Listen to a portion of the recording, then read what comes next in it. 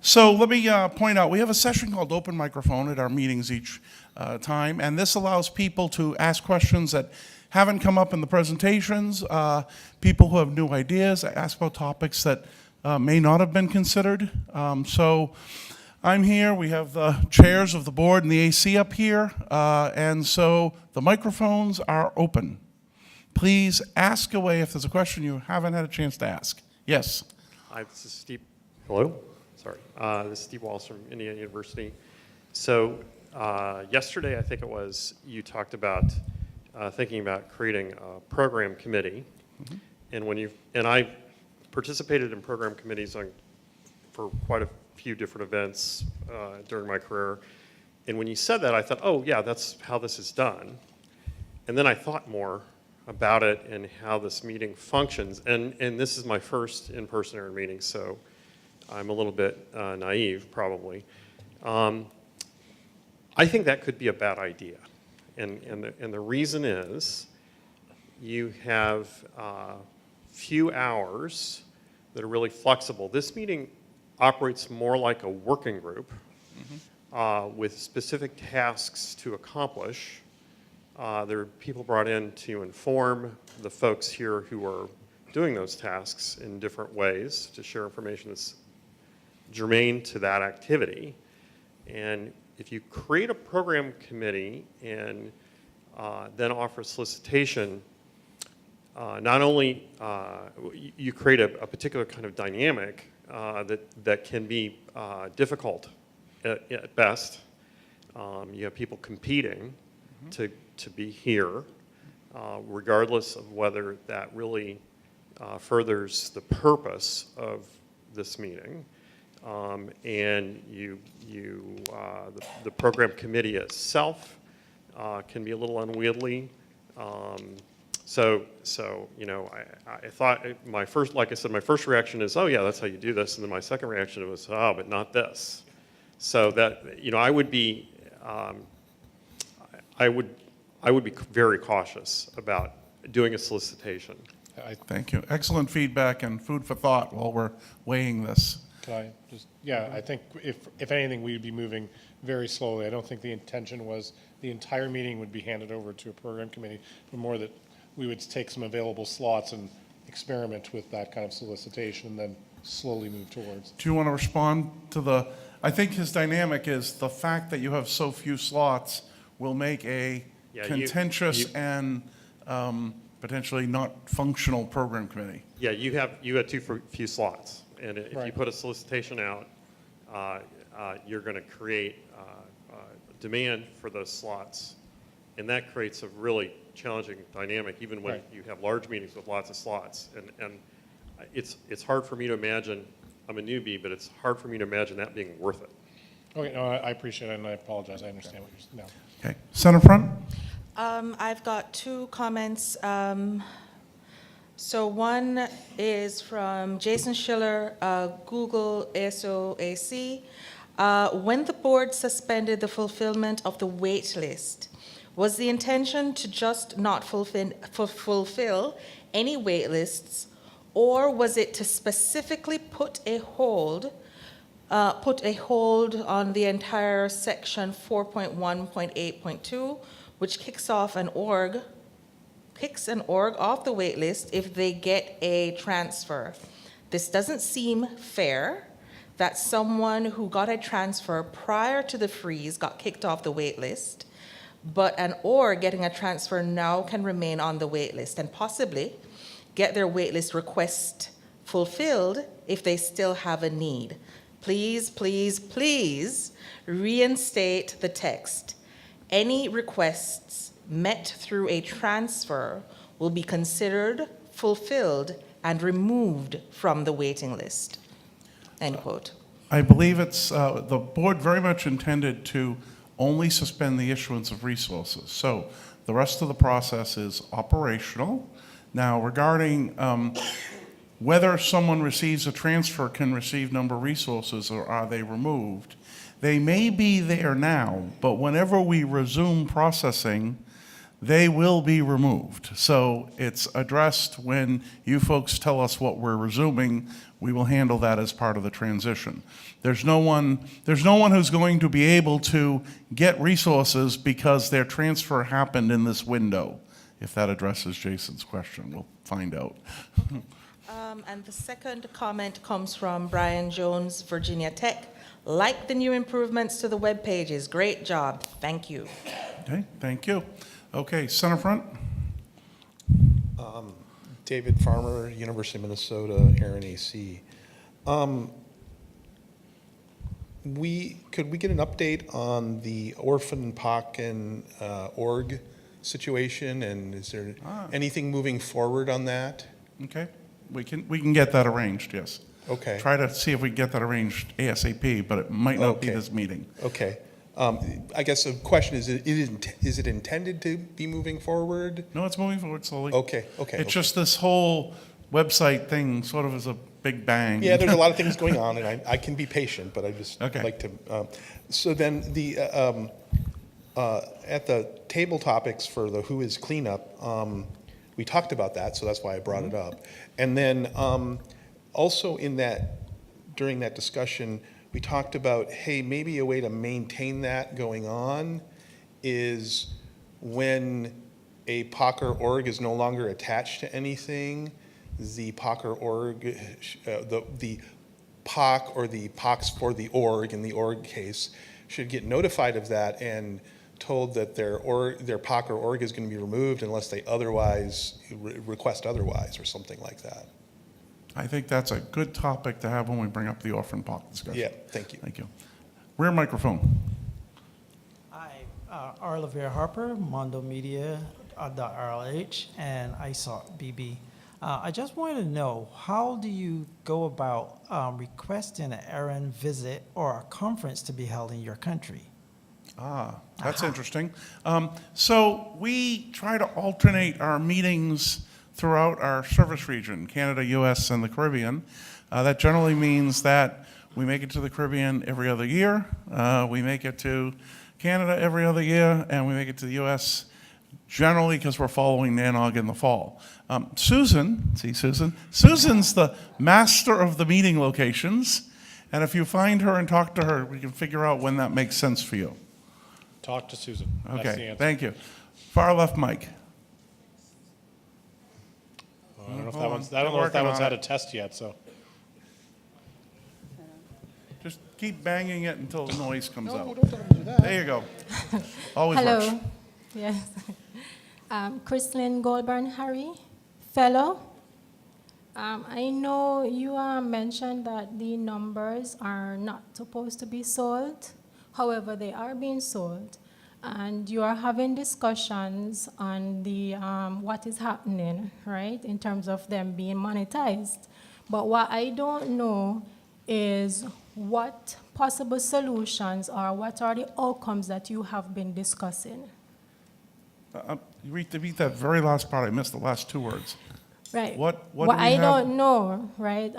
What are the solutions, the possible solutions, Yep. or the outcomes that you have been discussing? Anyone you want to know? Okay. So if I understand you, you're asking what's the solutions we have for this other than monetization? Is that? No, I just want to know if you are planning to allow the monetizations, So, but or are you planning to find a way to stop it? Are we going to just go with the flow and everybody do what they want to do? So today, we have policies that allow That allows two parties to enter into a transaction and to transfer the addresses from one party to another. And that's been functioning now for, oh geez, I'm losing track of time now. 2 years? 8 years.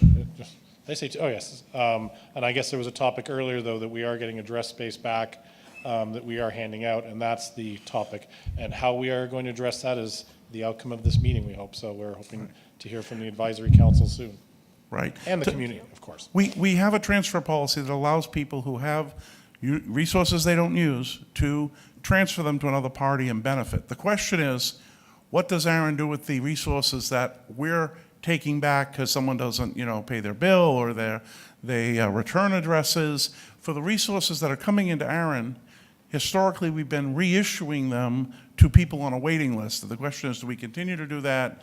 Do we issue to a subset of people? Do we issue smaller sizes? Or do we potentially ourselves bring those to market and use the proceeds for something worthy for the community? But what we do with our waiting list resources is distinct. The community has the ability right now to go to market and transfer rights in accordance with policy. Okay? That help? Okay. To me, it seems as if it's opening more questions rather than answers. You know, so it gets a little overwhelming. So you have a lot of questions. So when you're discussing, there are a lot of questions. Or what do we do here? What do we do there? You know, all the questions. But what I don't know is, what do you actually plan to do? So the 15 members of the advisory council in this room are listening to this discussion. They're going to get together in the next day or so, and based on what they heard, they'll refine the proposals, all the alternatives. Some of those alternatives will merge, some will advance. Yes, David? I just wanted to say, it's not what ARIN is going to do, Right. the company or the organization. It's what we, the community, want to tell ARIN to do. Right. John doesn't decide this. Thank you. John just does what we tell him to do. And he does a good job at doing what we tell him to do. But even if we think it, even he does what we tell him to do, even if that's not what we wanted it to be done, because that's what we told him to do. Right. So the question, it really spins back to you. What do you want to have Right. happen? Right.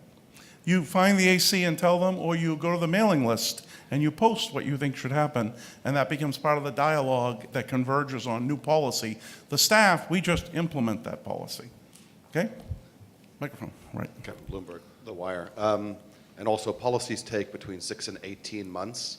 Right. And many of these policies are 3 weeks into them, so this is the start of the discussion, just from my own experience.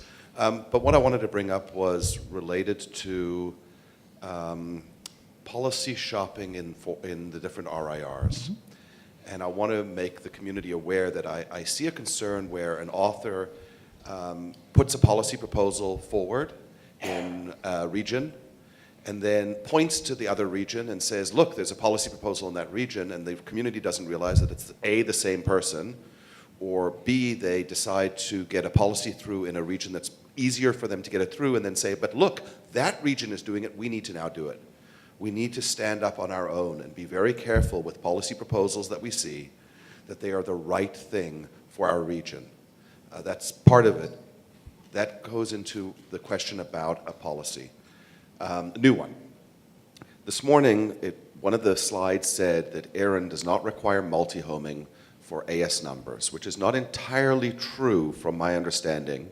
You need to have a unique routing policy to get an AS number, which multi-homing would be one way of doing that, but there's very Right. difficult requirements from my own experience to be unique. You have to have a real reason, Right. which is not simply just you can ask for an AS number and get it.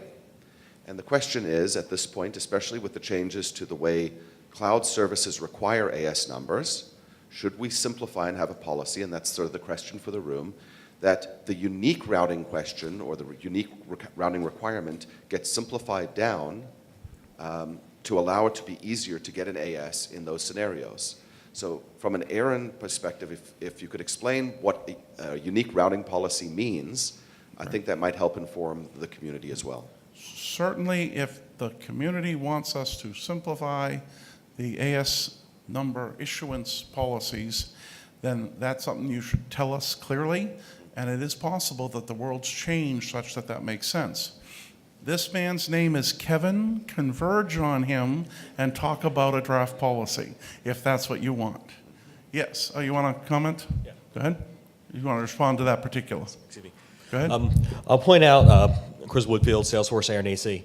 I'll point out that there is a quite a long history of policy proposals that do nothing more but codify and clarify what is currently the standard operating practice among ARIN staff. And someone just says, hey, we're doing this already, but this could be ambiguous. Let's actually write a policy that makes it in black and white so everybody understands That's fine. what it is, and that's perfectly acceptable. And that's, in this case, that's probably absolutely what I'd encourage. Okay. So, center front mic. Go ahead. Suzette Burley, an ARIN fellow and also representing Digicel Jamaica. I know earlier we spoke about, this is not my question by the way, but we spoke about what we'd do with the funds from auctioning those IP addresses that was returned. I have a suggestion. Yep. We can use it to continue with the fellowship program and inviting more persons to come as fellows. Okay, good to know. So that's my suggestion, what we can do with it. So since we haven't quite decided on that yet. But my question is, from my interaction with different IP engineers, especially within Jamaica, I found that a lot of persons did not implement their IPv6 into their infrastructure because they did not know how to. And this was a general concern as I was going around and having different conversations. So my question is, do we have an online webinar? Because not everybody has a resource to visit the conferences. And if so, how is that advertised to the POCs? We're in the process right now of spinning up training at ARIN, and we'll talk a little bit about that tomorrow in our in our department reports, and V6 is one of our first focuses. Okay? Rear microphone. Actually, my question, Richard Wall, Architects, my question is connected to the training. So you answered it already. Can you give us some insight into what are some of the programs that might be offered on these training? I believe we'll have that discussion tomorrow. Susan will mention the training at ARIN initiative underway. Okay? Owen. Owen DeLong, ARIN AC. Going back to Kevin's comment about AS numbers and requirements from cloud providers, as I understand it, the times when cloud providers are requiring you to have an ASN are when you are announcing routes to them for subsequent distribution to other providers. If you are announcing routes to a cloud provider that they are then announcing to other providers, that is indeed the very definition of a unique routing policy and therefore would qualify you under current policy. Kevin is this guy over here. You should get together with him and talk about it. Thank you. Thank you, Kevin. Okay, next over here. Rudy, Go ahead. I thought I'd come over here and see if this one works. But Rudy Daniel, I'm a fellow. I'm also speaking for myself and Kalahab in St. Lucia. Just a comment, really. I would hate to see ARIN going into auctions. Mm-hmm. And the other reason is that once we have the money, then we have to decide what we're going to do with the money, and that's going to be a very contentious issue anyway. So I would hate to see that, totally. Okay. I also wanted to ask, do we at ARIN actually monitor the commercial market for V4 addresses currently? Also, because some of the proposals we have here, we need to know what the market is like on the outside in order to determine what we're going to do, right? And so we also want to know the value in relation to block size, too. Yeah. So you asked the question, do we monitor that market? I'm going to say yes and no. Yes, we monitor the transfer market to make sure that there's a healthy rate of transfers going on, to have an early heads up in case something goes wrong somewhere and for some reason the transfers aren't working at all. So that's literally just making sure John's graphs of transfers are increasing and we see them going within the region and into RIR. The number you're thinking about is, do we look at the price associated with them? Now, the two aspects of that is, one, we don't ask for that. In fact, we work hard not to ask for that. So we don't monitor that. But there are a number of people who publish full-on reports about the health of that market. Number of transactions, where they're going, average prices involved. So if the community gets to the point where it starts talking about monetization of these numbers, and we can provide them numbers. We don't need to monitor the market. We do have this public, easily obtained public sources about the size of that market. Okay, there you go. I'm closing the microphones. Go ahead, last one.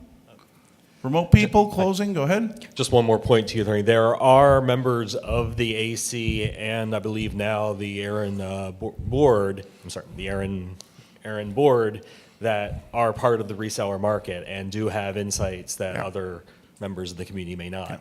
And that insight can be used to shape policy.